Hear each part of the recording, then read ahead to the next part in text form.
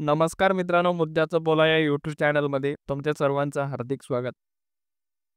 2 तारखेला कोरेगाव या मैदानामध्ये एक मोठा धमाका पाहायला मिळणार आहे. अनेक बैलगाडा शौकीनांचं या मैदानाकडे लक्ष लागून आहे. कारण तब्बल 81 वर्षाची परंपरा या मैदानाला असल्यामुळे या मैदानामध्ये जिंकणं हे प्रत्येक बैलगाडा मालकाचं स्वप्न असतं. आणि यावर्षी ते स्वप्न कोणाचं पूर्ण होणार हे पाहणं महत्त्वाचं ठरणार आहे.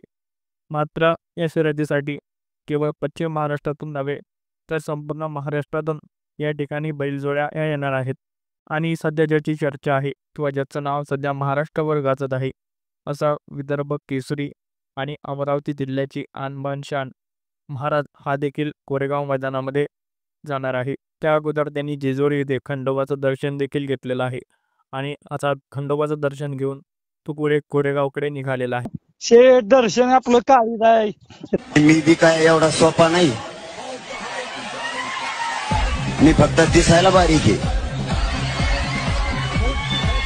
माझ्या टप्प्यात आला की मी वाजवितोच.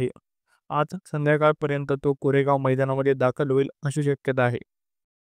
मात्र ट्रिपल विदर्भ केसरी महाराज सध्या मोठ्या प्रमाणात चर्चेत आहे आणि तो नक्कीच पश्चिम महाराष्ट्रातील अनेक बैलांना टक्कर देऊ शकतं असं देखील बोललं जात आहे.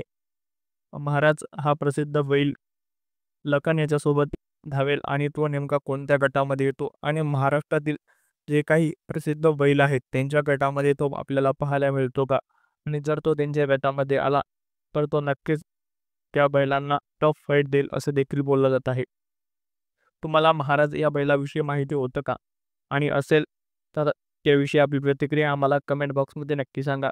आणि तो पारंपरिक जे काही पश्चिम महाराष्ट्रातील बैल आहेत त्यांना तो टक्कर देऊ शकतो का, याविषयी आपली प्रतिक्रिया आम्हाला कमेंट बॉक्समध्ये नक्की सांगा. आणि हा व्हिडिओ तुम्हाला आवडला असल्यास चॅनलला सबस्क्राईब करायला अजिबात विसरू नका. मनपूर्वक धन्यवाद.